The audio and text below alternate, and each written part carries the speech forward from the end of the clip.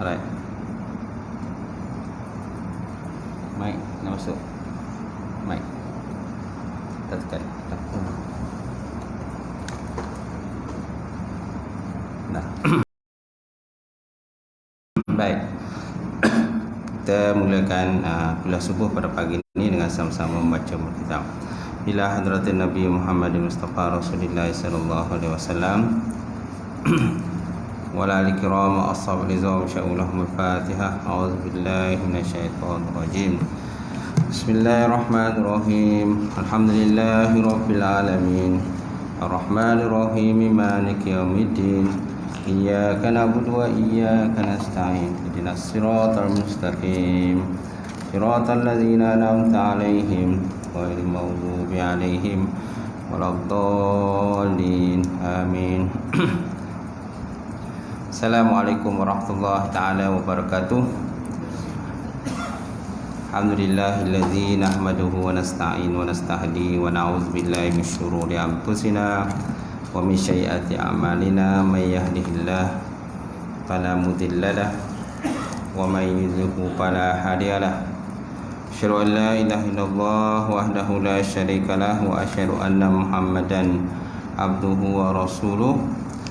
Allahumma salli wa sallim ala sayyidina wa nabina wa maulana Muhammad imamil muttaqin wa qadud du'an jahidin wa ala alihi wa sahbihi ajma'in. Amma ba'd.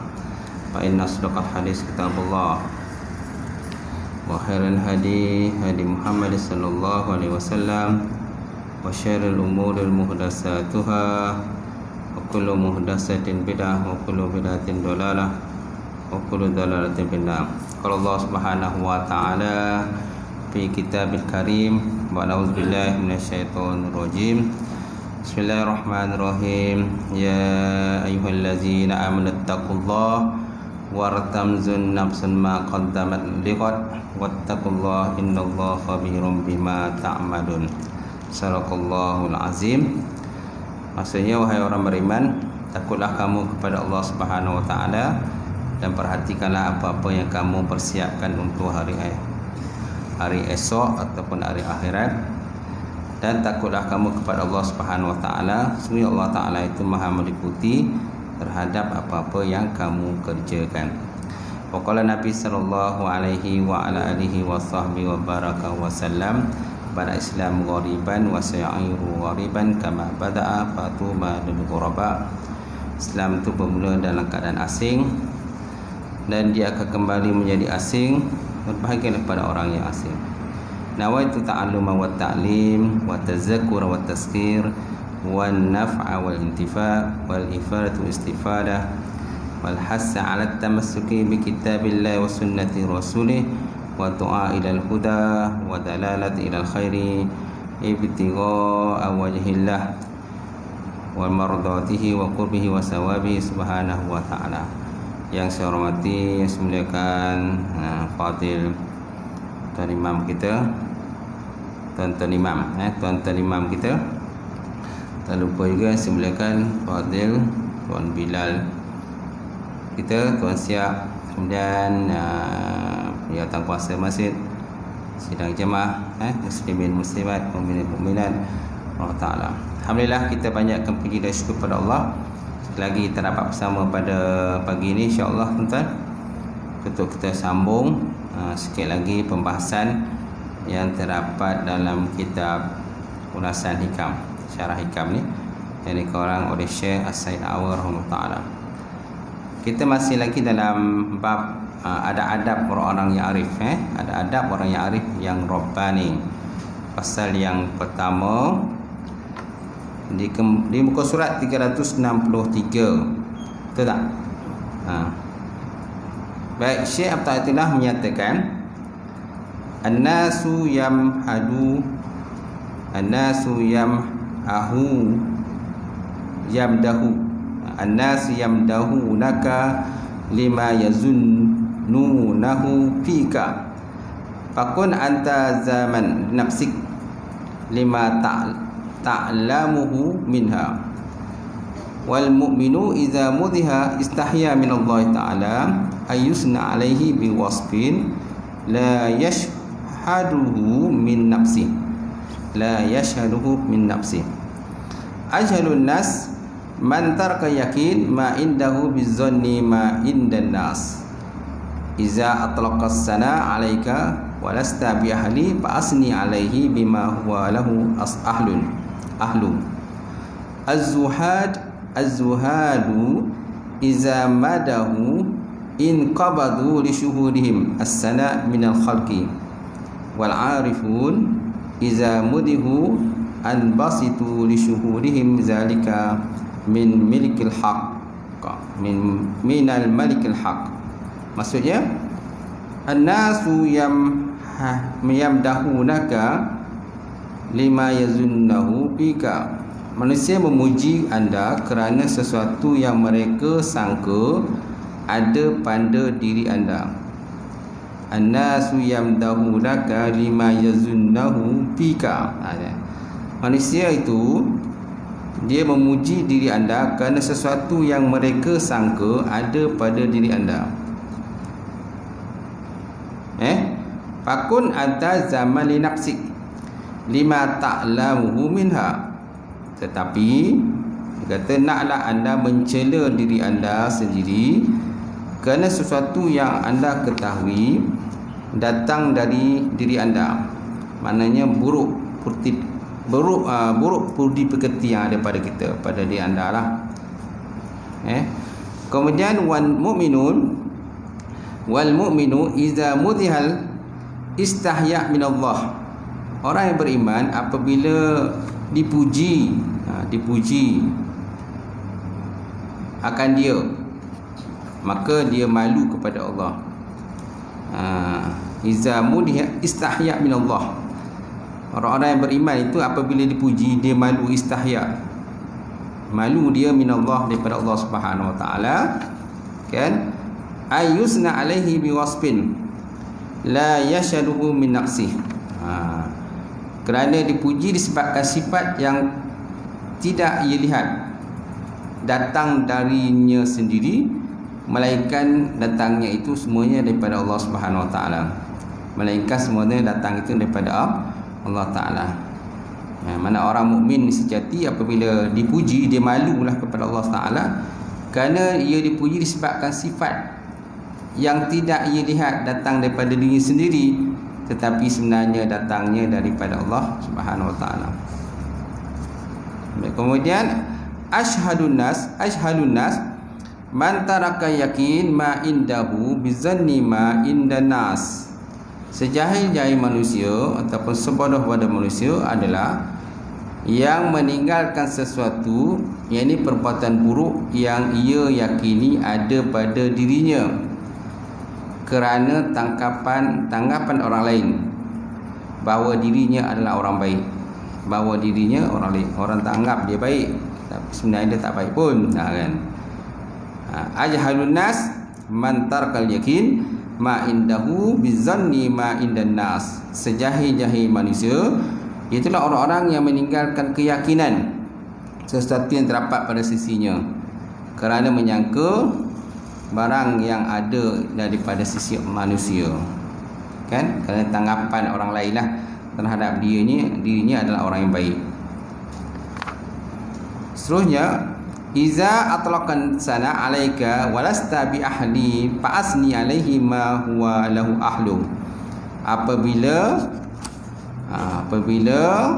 Allah Ta'ala menggerakkan hati orang ramai untuk memuji anda, padahal anda bukannya orang yang patut dipuji, so maka pujilah kepada Allah. Pujilah kepada Allah Ta'ala. Fa'asna alaihi ma huwa lahu ahlun. Maka pujilah atasnya Allah Ta'ala di atas barang yang ianya baginya lebih layaklah untuk dipuji, itu Allah Subhanahu wa Ta'ala lah. Kemudian az-zuhadu iza madahu in qabadu li syuhudihim as-sana minal khalqi. Orang-orang yang zuhud apabila dipuji, bersedihlah hati mereka kerana menyedari pujian itu datangnya daripada makhluk. Ni sifat-sifat orang zuhud. Az-zuhad iza madahu in qabadu li syuhudihim as-sana minal khalqi. Orang-orang yang zuhud apabila dipuji apabila dipuji, okey, maka bersedihlah hati mereka kerana menyadari pujian itu daripada makhluk, bukan daripada Allah Ta'ala. Wal arifun iza mudihu in basatu li syuhudihim zalika minal milikil haqi. Baik, kemudian orang-orang yang arif apabila dipuji, gembiralah hati mereka kerana memahami bahawa pujian itu datangnya daripada Allah. Pujian itu datang daripada Allah Subhanahu Wa Taala. Maknanya bukan memandang kepada orang memuji.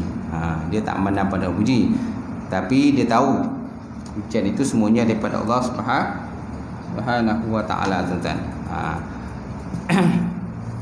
Jadi kata-kata pada pagi ni adalah satu kata-kata yang sangat bernilai lah. Sangat bernilai, beri peringatan kepada kita, supaya kita muhasabah diri kita lah.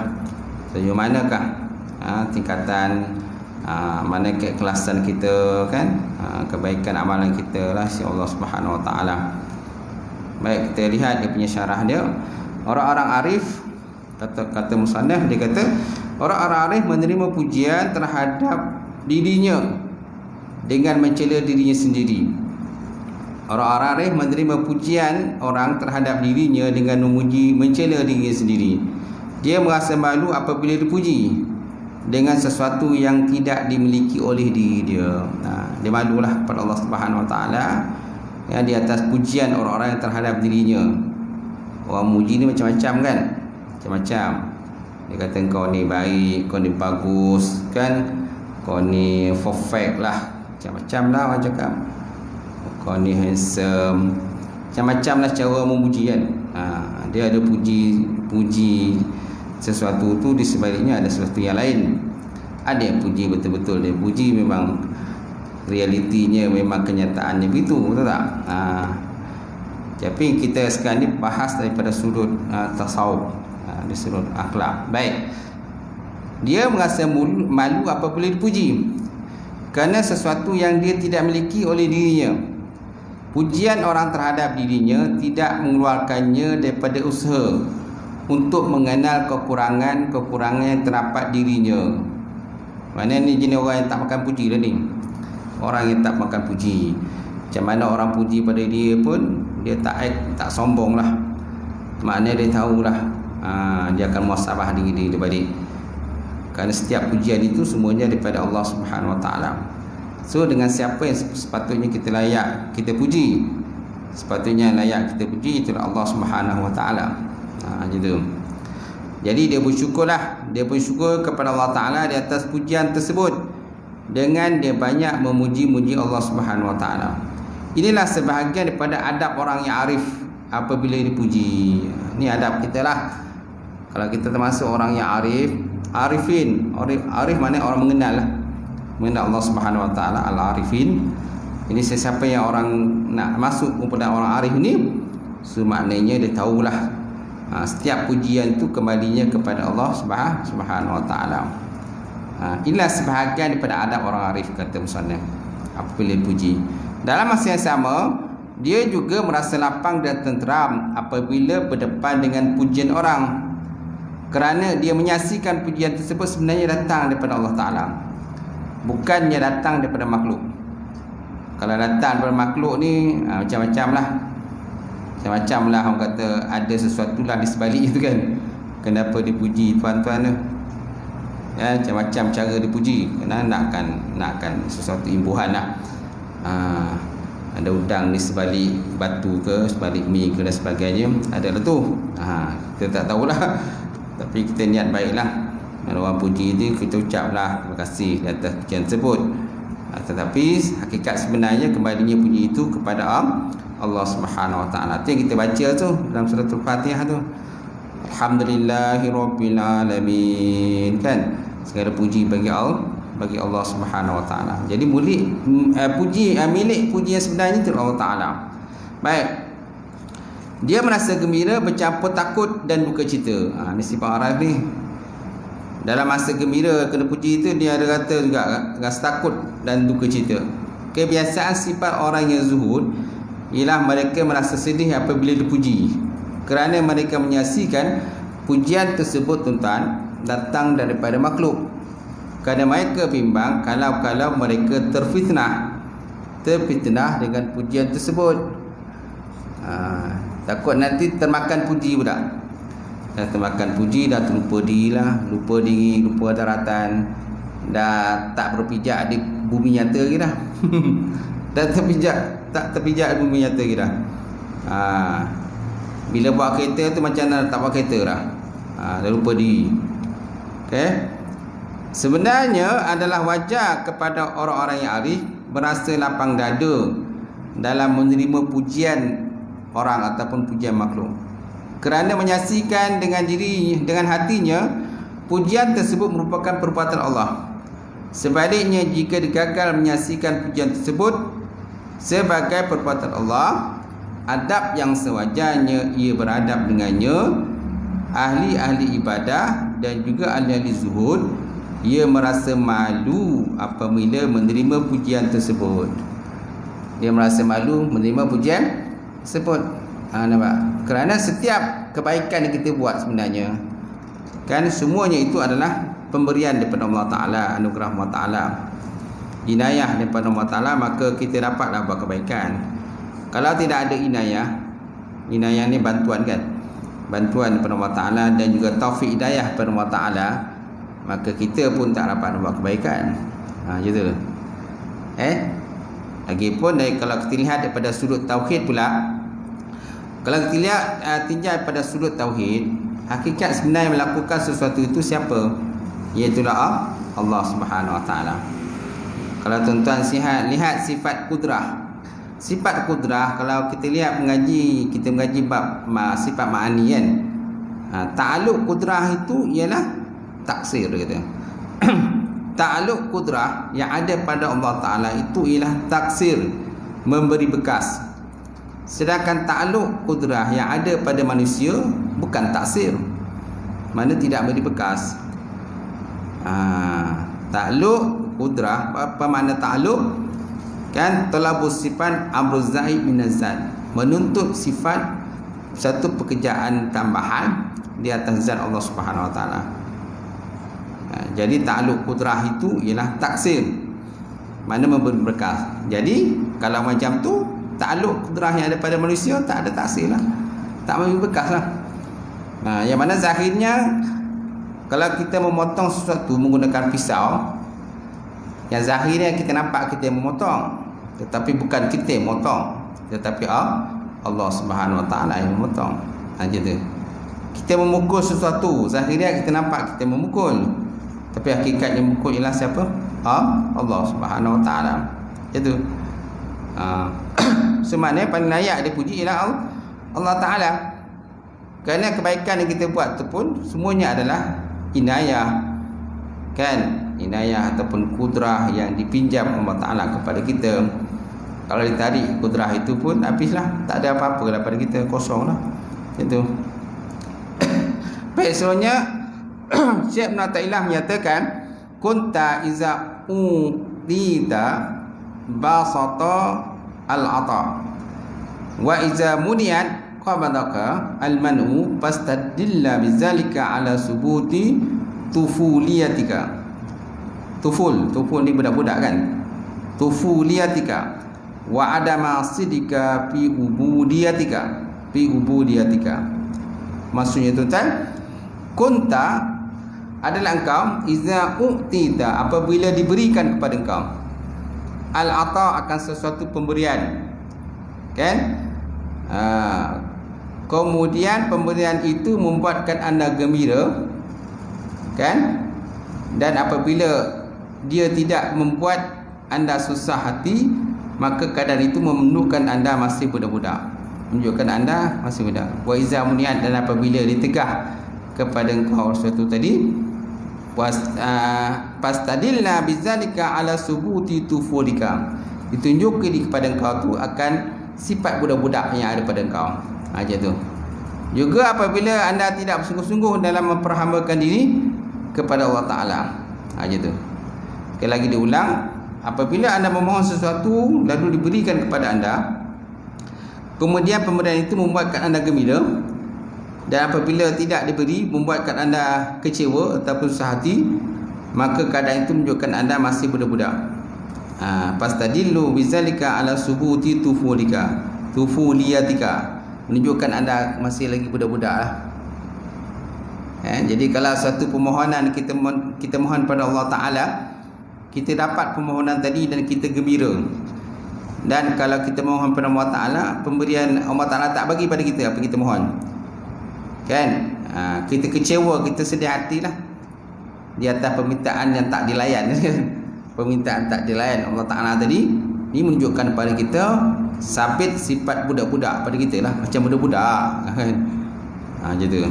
Fastadillu bizalika ala subuti tufuliyatika, ditunjuki di atas demikian tadi di atas sabit sifat kebudakan yang ada pada diri anda. Apa itu? Wa adami sidika ala ubu fi tubudiyatika, dan menunjukkan kepada kita bahawa kita tak sungguh-sungguh di dalam memperhambakan diri kita, menghambakan diri kita kepada Allah Subhanahu Wa Taala, tuan-tuan. Ni mana ni ayat ni macam bentuk sindiran lah, sindiran kepada diri kita sendirilah. Jadi mana kalau satu mohon yang kita minta kepada Allah Ta'ala tu masih lagi Allah Ta'ala tak perkenankan, so janganlah kita kecewa pula, janganlah sedih pula, kan? Adalah sebab sesuatu tu kenapa Allah Ta'ala lewatkan. Baik, kita lihat dengan syarah tu, orang-orang arif tentang Allah Ta'ala sama saja di sisinya, antara ditahan daripada diberikan sesuatu ataupun diberikan sesuatu. Sama ada ditahan ke tak ditahan ke, bagi dia sama je. Kan, sama ada Allah Ta'ala perkenan ke tak perkenankan ke, sama sajalah pada sisi dia. Ini orang-orang yang arif Rabbani. Itulah tanda pengukuhan kedudukan pada makam kebenaran as-siddiqin dan makam-makam ubudiyah. Inilah dia neraca yang digunakan oleh manusia untuk menimbang hal keadaannya bersama dengan Allah Ta'ala. Ini merupakan sebagai satu kata benchmark lah, tanda aras diri kita ni, macam mana tentang hubungan kita dengan Allah Subhanahu Wa Ta'ala tadi. Tanda kebudak-budakan dalam lemah ubudiyah ialah manusia menerima tegahan Allah dari memberi sesuatu kepadanya kerana rasa sempit dada, dan menerima perintah Allah Ta'ala dengan rasa gembira. Nampak? Ni tanda orang budak-budak ni. Tanda budak-budak ni maknanya orang kalau dia minta kepada Allah Ta'ala bagi, kalau Allah Ta'ala tak bagi, dia kecewa. Sedih, marah pada Allah, kan? Dia kata Allah Ta'ala ni macam-macam lah. Dia kutuk Allah, dia kata Allah Ta'ala zalim dah, Allah Ta'ala tak adil, dia kata. Yang dia adil, Allah Ta'ala tak adil. Dia kata dia je adil, Allah Ta'ala tak adil. Jadi tak patut Allah Ta'ala buat begitu pada dia kata. Ni macam budak-budak lah, kata Muslim. Macam budak-budak. Kita jangan ni macam budak-budak. Sebenarnya tegahan Allah Ta'ala daripada memberi sesuatu kepadanya mengandungi hikmah tertentu. Nampak? Jadi Allah Ta'ala tangguh pemberian itu kepada kita. Kita dah mohon dah macam-macam, dah doa macam-macam, kan? Buat kenduri lagi lah, panggil orang ramai, berdoa ramai-ramai, masih lagi ni Allah Ta'ala tak perkenankan. Jadi adalah hikmah di sebalik itu. Sebagaimana pemberian Allah Ta'ala kepadanya juga mengandung hikmah. Kalau Allah Ta'ala bagi pun ada hikmah, kalau Allah Ta'ala tak bagi pun ada juga hikmahnya. So kita kena banyak muhasabah diri kita. Baik, seterusnya orang-orang arif sentiasa berhati-hati dalam dua keadaan. Dia mendekatkan diri kepada Allah Ta'ala pada dua makam ini dan menyerahkan dirinya kepada Allah Azza wa Jal kepada segala sesuatu. Syekh Ibn Athaillah menyatakan, iza waqa'a minka zambun fala yakun sababan liya'sika minal husuli istiqamah ma'ar rabbik, faqad yakunu zalika akhar zambin quddira alaika. Maksudnya apabila anda tertimpa sesuatu dosa, iza waqa'a minka zambun, apabila tertimpa pada kita satu dosa, fala yakun sababan, janganlah dosa tadi menjadi sebab liya'sika, kerana kepada putus asanya anda min husul istiqamah, daripada mendapatkan istiqamah, mana terus menerus dan asyik, ma'a rabbik, menghadap Allah Ta'ala, berserta menghadap Allah Ta'ala, faqad yakunu zalika akhar zambin qudira alaih, boleh jadi dosa itu merupakan dosa terakhir yang ditentukan pada diri anda. Nampak? Boleh jadi dosa itu merupakan dosa terakhir yang ditentukan kepada diri anda. Jadi tentang niat syarahnya, kadang-kadang orang arif terjerumus dalam kancah dosa. Bagi membuktikan yang maksum dalam arti kata yang sebenarnya hanyalah Rasul-Rasul Allah Subhanahu Wa Taala sajalah. Jadi maknanya orang arif ni dia bukan maksum. Wali-wali Allah Ta'ala ni bukan maksum. Jadi kita jangan anggaplah orang kata wali Allah Ta'ala ni orang maksum, Habib-habib, syekh-syekh kan, syekh-syekh yang tinggi-tinggi, yang hebat ni, kita jangan anggap dia maksum. Mereka pun manusia biasa juga. Mereka bukan para nabi. Yang maksum para nabi, para rasul je. Atas nama engkau syekh tarikat ke, tak syekh tarikat ke, tetap ada melakukan dosa kan, kerana bukan maksum. Macam tu. Jangan kita anggap orang kata syekh tarikat, oh dia rahis tarikat ni, ini bersih pada dosa ni, suci pada dosa, tak. Gitu. Sesiapa saja kan yang bukan nabi dan rasul tetap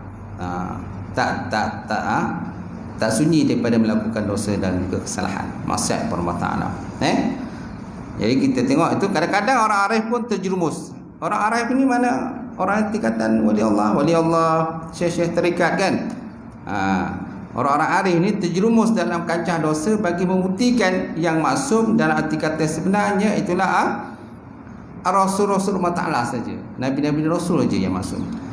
Walaupun makamnya tinggi tu dah nampak, walaupun makam tinggi, makam siddiqin dan makam arifin lah kan, makam rabbani lah, macam-macam makam kan, dan pengetahuannya tentang Allah Ta'ala adalah hebat, namun kadang-kadang ia juga ditimpa oleh penyakit putus asa dengan sebab dosa yang dilakukannya.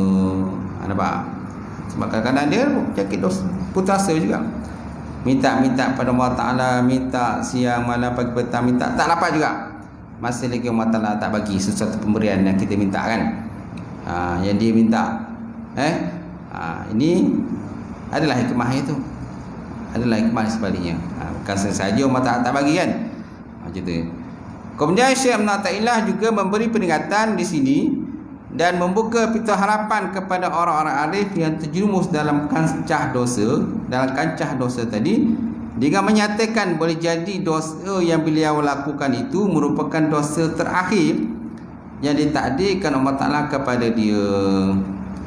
Sehubungan dengan itu bertaubatlah. Naklah sentiasa bertaubat. Walaupun orang arif pun diminta oleh bertaubat. Apalagi kalau kita bukan orang arif, kita orang biasa je, orang awam biasa kan. Orang yang jauh pada Allah Ta'ala ni kan, orang yang jauh, yang tak pernah sunyi pada buat dosa dan kesalahan ni, malahan banyak pula kadang-kadang dosa itu. So maka kita ditekankan bertaubat. Kata lazimkan bertaubat. Paling tidak pun taubat nasuha. Dia ada 3 syarat taubat nasuha tu kan. Pertama, berhenti. Pertama dia kata berhenti daripada melakukan dosa maksiat itu pun. Yang pertama. Yang kedua, menyesal. Yang ketiga, berazam tidak akan melakukan lagi. Itu dosa kalau hubungan kita dengan Allah Ta'ala lah. Dosa kita dengan Allah Ta'ala, taubat nasuha kan. Kalau dosa kita dengan makhluk, naklah kita cari dia, minta maaf. Kalau barang yang kita ambil, kita rampas pada dia tu tanpa keizin daripada dia, kita kena pulangkan balik kan.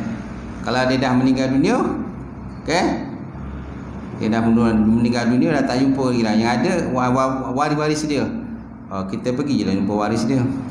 Kadang waris pun tak ada dah, dia pun dah meninggal dunia, waris pun tak ada. So kita niatlah, kita sedekah sesiapa, kita niatkan untuk dia lah. Barang yang kita dah hampas tadi, kita kan, kita jual ke mana duit tu, kita sedekah lah.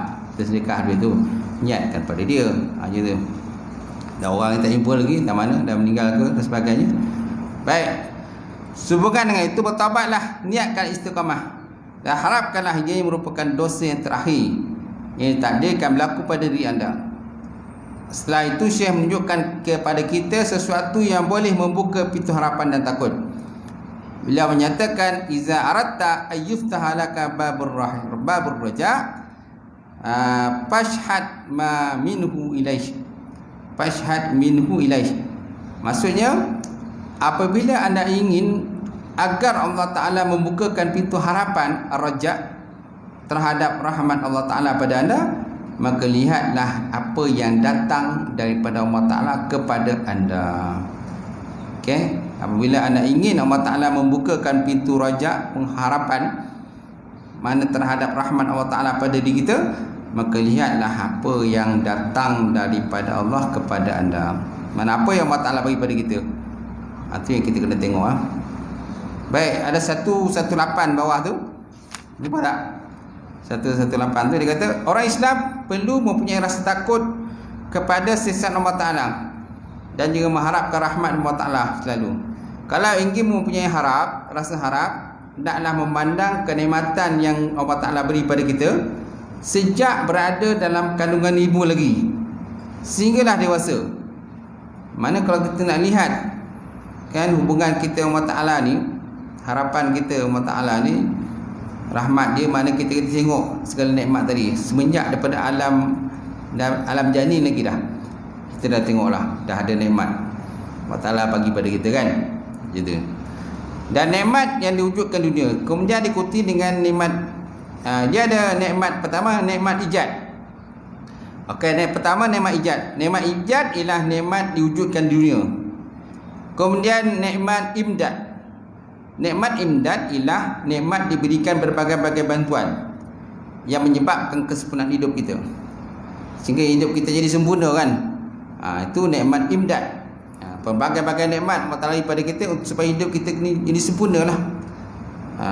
Jadi sempurna dalam dunia ini.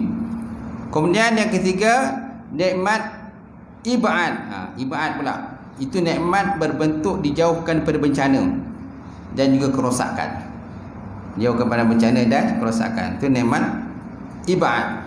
Kalau ingin punya rasa takut, naklah melihat kepada perbuatan maksiat yang kita lakukan, berbagai-bagai bentuk meremehkan pada Allah Ta'ala dan berbagai bentuk pula meremehkan sunnah Rasulullah SAW, serta berbagai-bagai rasa kurang adab kita di sisi Allah Subhanahu Wa Ta'ala. Banyak kadang-kadang kita kurang adab pada Allah Ta'ala, gitu. Mana kita memikirkan berbagai-bagai terhadap diri Allah Ta'ala sendiri. Mana contohnya tak redha dengan qada dan qada Allah Ta'ala, contohlah. Itu antaranya lah benda-benda yang kita mempertikaikan, suka mempertikaikan qada Allah Ta'ala ini. Hari ini kita diberi izin melakukan solat terhadapnya.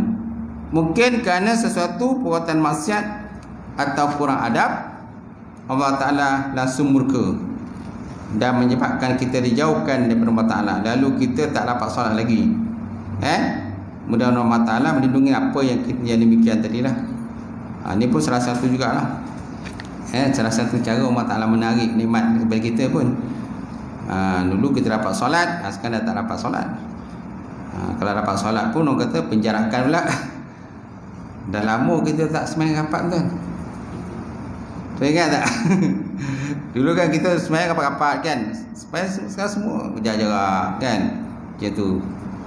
Nak datang masjid pun kena bawa siadah, kena cek suhu, kena scan lah macam-macam. Dulu kan tak ada macam tu. Macam tu. Tu antara nikmat Allah tarik ke tu. Nampak? Disusahkan diri kita kan. Susah kata kan. Dulu kan aku dah bagi can dah peluang pada kau. Kau kata kau kau mempertikaikanlah qada dan qadar aku, kata Allah Ta'ala. Sekarang ni aku buat macam ni pula. Tengok macam mana. Ni pun salah satu ujian lah. Ujian dan mungkin juga rahmat lah daripada Allah Subhanahu Wa Ta'ala. Tengok sesiapa yang Tahu tak?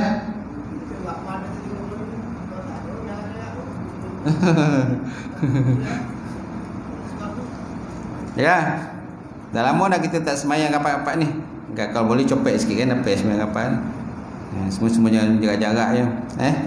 Okey, itu saja tuan-tuan pembahasan pada pagi ni.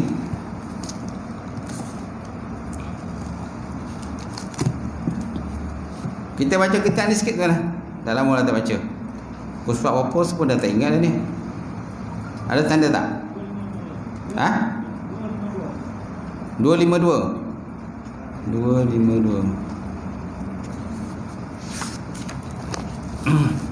Okey, 252 persoalan berkenaan apa gitu? Talqin persoalan talqin itu. Hukum talqin dikubur. Hukum talqin dikubur. Kita lihat pendapat daripada Syekh Ibn Taymiyah ni. Ada orang kalam kata mempertikaikan Taymiyah ni. Baik, Syekh Ibn Taymiyah mengakui ada kehidupan di alam kubur. Nampak? Dia sendiri mengakui Ibn Taymiyah ni. Dia sendiri mengakui ada kehidupan dalam kubur dan orang-orang mati boleh mendengar. Syekh Ibn Taymiyah berkata dalam kitabnya Al-Iqtida As-Siratul Mustaqim lil Mukhalafah Ashabul Jahim. Ashabul Jahim dia kata apa tuan-tuan dalam surat 735, wala yadkhulu fi hadzal bab ma yarwi min anna qauman sami'u raddal Islam min qabri Nabi sallallahu alaihi wa ala alihi wasallam aw quburi ghairihi min as-salihin wa anna Sa'id ibn Musayyib kana yasma'u azan min al-qabri layali al-akhirah wa nahwi zalika fa hadza kulluhu haqqun laysa mimma nahnu fihi wal amru ajallu min zalika wa azamu. Dia kata apa? Dan tidaklah termasuk dalam bab ini apa yang diriwayatkan bahawa ada kaum yang mendengar jawapan salam dari kubur Nabi atau kubur-kubur selain Nabi dari kalangan orang yang soleh. Dan sesungguhnya Sa'id al-Musayyib pernah mendengar azan dari kubur pada malam-malam harrah, mana ketika Madinah dikepung. Dan selain daripada contoh tersebut, maka ini semua adalah benar, bukan yang termasuk apa yang kita bincangkan tentangnya. Perkara sebegini lebih hebat dari perkara itu dan lebih besar. Nampak tak? Ini pandangan daripada Mutamiyah lah berkenaan tentang adanya alam kubur itu. Okey. Kaum yang mendengar jawapan salam daripada kubur Nabi dan kubur-kubur selain daripada Nabi, di mana ada Sa'id Musayyib pernah mendengar azan daripada kubur pada malam haram, mana terdengar suara kubur lah, dalam kubur lah. Tak tahu siapa yang azan, tak tahulah, tapi adalah suara dengan alam kubur gitu, mana adanya alam kubur itu. Kemudian Syekh Ibn Qayyim menyatakan amalan talqin sudah diketahui sejak zaman Imam Ahmad, sejak pada zaman Imam Ahmad bin Hanbal lagi dan sebelumnya. Bila berkata dalam kitab Ar-Ruh juzuk pertama surat 148, dia kata mentalqinkan mayat selepas dikebumikan merupakan amalan yang telah tersebar di Syam. Syam ni ialah antaranya ialah Palestin, Jordan, Syria dan Lebanon. Dulu dikenal sebagai Syam lah, daerah Syam. Itu pada zaman Imam Ahmad bin Hanbal dan sebelumnya. Begitu juga di Qurtubah dan kawasan-kawasan sekitarnya pada sekitar tahun 500 Hijrah. Tuan-tuan, maknanya amalan bertalqin ni memang dah ada lah dulu dah. Sejak daripada 500 Hijrah lagi dah ada lah amalan bertalqin ni. Yang dilakukan, dia sebar di kawasan Syam, daerah Syam, Palestin, Jordan, Syria dan Lebanon pada zaman Imam Ahmad bin Hanbal, tuan. Kemudian Syekh Muhammad bin Abdul Wahab An-Najdi menganjurkan talqin mayat selepas dikebumikan dalam kitabnya Ahkam At-Tamanni lil Maut. Ahkam At-Tamanni lil Maut, hukum bercita-cita kepada kematian, muka surat 19. Beliau membawa riwayat At-Tabrani dalam kitabnya Al-Kabir dan Ibnu Muhdah daripada Abu Umamah daripada Rasulullah SAW yang menyentuh tentang bolehnya talqin mayat selepas dikebumikan. Kemudian Syekh Muhammad bin Abdul Wahab An-Najdi memperakui ada kehidupan di alam kubur. Dalam kitabnya Ahkam At-Tamanni lil Maut, dia kata apa? Syekh Muhammad bin Abdul Wahab An-Najdi membawa riwayat hadis riwayat daripada Ibnu Abi Dunya tentang seorang lelaki yang kematian isteri. Malam dia bermimpi melihat ramai perempuan yang sudah meninggal dunia kecuali isteri dia. Ketika ditanya, mereka menjawab dia malu kerana kain kafannya kurang elok. Dia kata dia malu kerana kain kafan ni kurang elok. Jadi suami dia tak nampak isteri dekat mana, di dalam kubur itu. Ketika perkara tersebut diberitahu kepada Nabi Muhammad SAW, baginda mengizinkan untuk mengirim kain kafan kepada sesiapa yang akan meninggal dunia. Okay? Dan akhirnya dia berjumpa dengan seorang lelaki Ansar yang hampir meninggal dunia dan minta diserahkan kain kafan itu pada isterinya. Masya Allah. Jadi baginda mengizinkan untuk mengirimkan kain kafan kepada sesiapa yang akan meninggal dunia.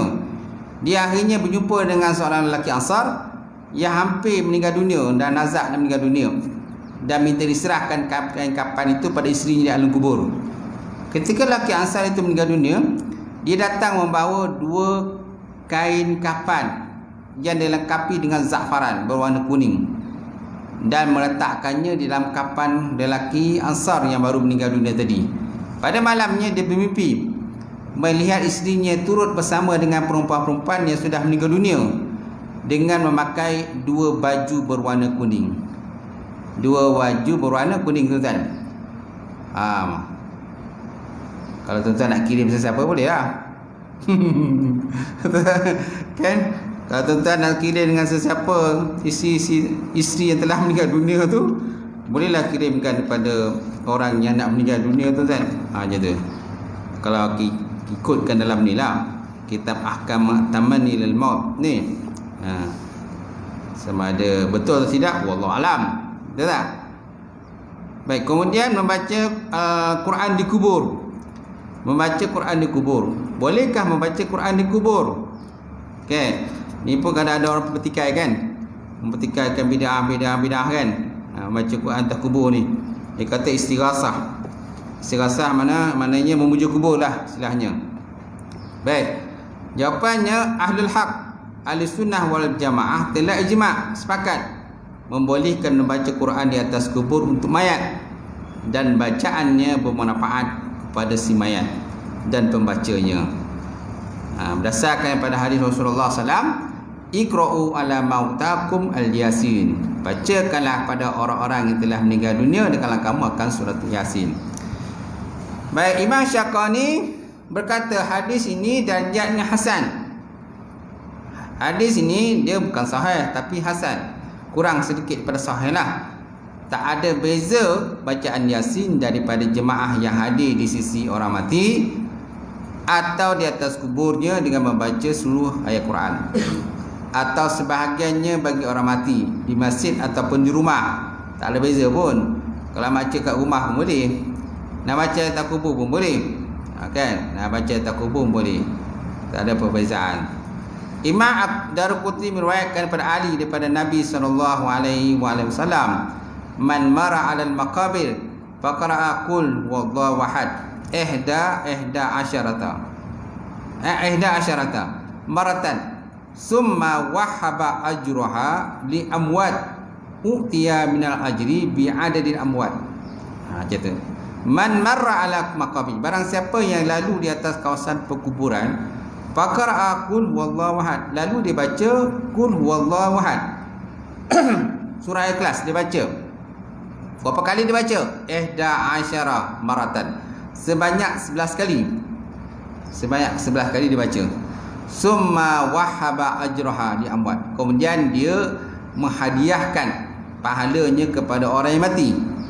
Uqtiya minal ajri, diberikan daripada pahala tadi, bi'adadil amwat, dengan bilang-bilangan orang yang telah meninggal dunia tadi.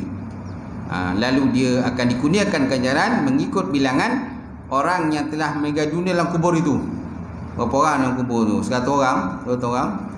Jadi mereka akan mendapat bahagian lah masing-masing. Gitu. Kalau seorang itu membaca sebanyak 11 kali, jadi berapa orang dalam kubur tu? 100 orang dalam kubur. Okay? Maka masing-masing akan mendapat bahagian masing-masing lah, hasil daripada 11 kali yang tuan-tuan baca itu. Okay?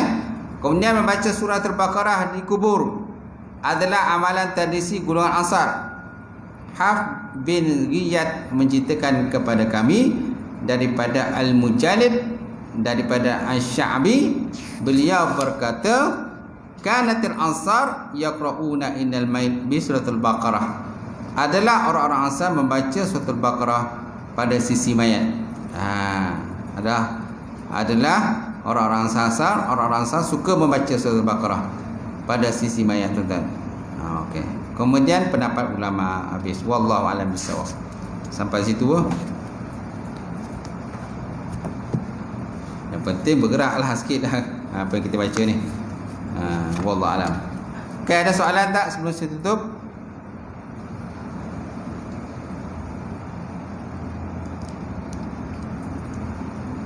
Tak ada? Ya, Tuan. Jadi di segi jarakan kita solat tadi. Ini bila dapat saya ada jaga. Jadi adakah Tuhan yang memberikan kepada manusia itu satu pengajaran ataupun kesedaran ataupun pertanyaan pada diri dia ataupun pada keseluruhan masyarakat ataupun manusia sekarang? Ada pengajaran dia lah pada diri kita lah. Mana kita minta kita muhasabah diri kan. Muhasabah diri ni pun salah satu nikmat juga Allah Ta'ala tarik pada kita. Sebab kalau ikut pada hadis tu kan disuruh kita sembahyang rapat-rapat. Kerana kalau tak rapat-rapat kan syaitan duduklah tengah-tengah tu. Kan, mana antara kita dengan jemaah lain tu dah ada syaitan dah di situ. Dia akan membisik-bisik kalau sesuatu pada kita. Sebabnya Nabi suruh merapatkan, dan banyak pula ada dilainkan suruh kita rapatkan. Macam tu.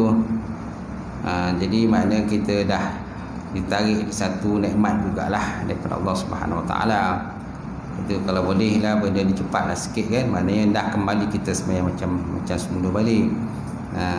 Yalah, setiap benda tu adalah hikmah dia. Ada hikmah dia, ada pengajaran dia. Tak ada Allah Ta'ala jadikan satu benda tu secara sia-sia. Tak ada, tuan-tuan. Mesti ada sebab dia, mesti ada alasan dia. Kerana dia lebih tahu daripada kita. Itu. Kita pula terikat juga dengan hukum dunia ni. Terikat dengan hukum dunia, mana SOP. SOP mana kita pun kalau ikut pada ayat Quran tu, fas'alu ahlaz zikri kan. Fas'alu ahlaz zikri in kuntum la ta'lamu. Tanyalah pada orang yang lebih tahu kalau kamu tak tahu.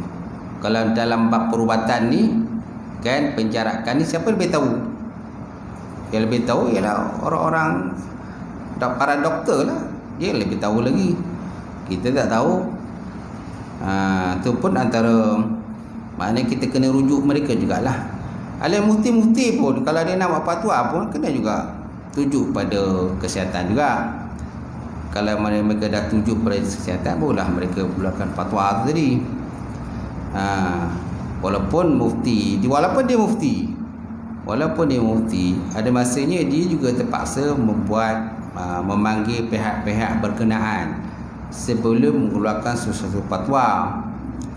Walaupun dia ada jawatan kuasa fatwa dia, mufti dia ada jawatan kuasa fatwa dia. Dia bukan dia seorang. Dia perlu juga, orang kata, ada masanya dia perlu memanggil pihak-pihak tertentu. Bila pihak tertentu dah memberi sesuatu penerangan pada dia, kan, secara yang sepatutnya diberi penerangan, barulah jawatan mufti akan bersidang dengan jawatan kuasa dia. Maka dikeluarkan satu hukum, putus satu hukum. Macam tu. Kan Allah Ta'ala tadi tanya tadi, fas'alu ala zikri in kuntum la ta'lamun. Tanyalah orang lebih tahu kalau engkau tak tahu. Masalahnya banyak yang sekarang ni yang kata keluarkan fatwa sendiri. Dia bukan ahli fatwa. Kan, banyak orang awam lah macam tu. Dia bukan ahli fatwa, tapi pandai buat keluarkan fatwa sendiri. Pandangan dia sendirilah. Nak kata fatwa tu bukan juga. Hanya pandangan di sinilah, pandangan tu, pandangan ni sebagainya. Itu dah yang susah dah. Yalah, kita mintalah Allah Ta'ala segerakan lah kan benda ni macam ni, insyaAllah. Tapi yang dos 2 pun nak kata, yang dapat 2 dos pun ada juga yang dijangki oleh COVID semula. Saya tengok ada banyak juga lelaki kita tengok Walaupun dah 2 dos kan, masih lagi dinyakiti. Kampung saya tu di Canggang tu kan. Semalam saya dapat berita ramai juga yang kena COVID balik. Ramai boleh yang kena COVID, ada kontak rapat dengan anak-anak kan, anak-anak yang balik kampung dan sebagainya. Tak tahulah, mungkin anak balik kampung kan, ni cuti dia balik kampung. Gitu. Jadi sepatutnya kalau boleh lah, sebelum kita pergi ke balik kampung ke mana-mana kan, sepatutnya kita buat saringan sendirilah. Dia ada saringan alat sendiri, saringan sendiri kan. Boleh beli kan benda tu. Boleh beli kat kedai farmasi.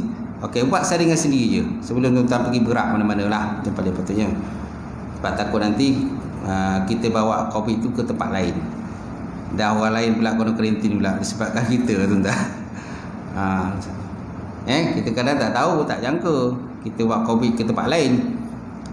Kita ingat kita sihat je, kita pun tak ada buat saringan ni.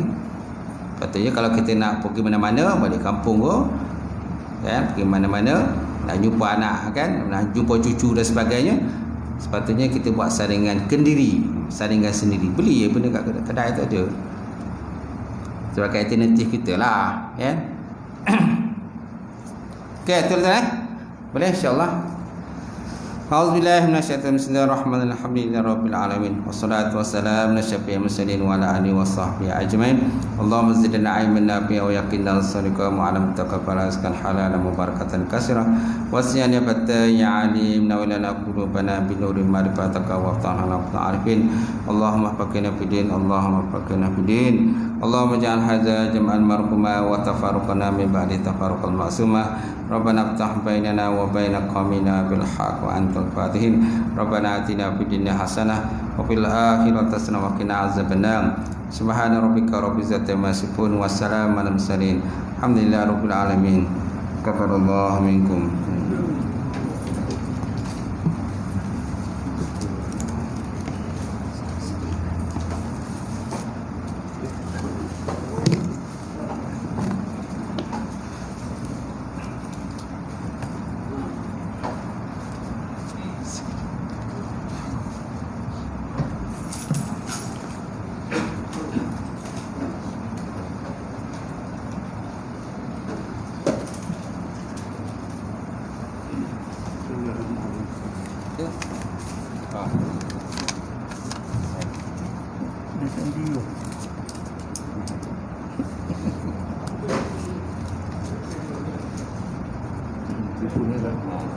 Itu balik dah. Jalan sana. Jangan rambut sakit. Tarik. Ini. Nak balik. Nampak.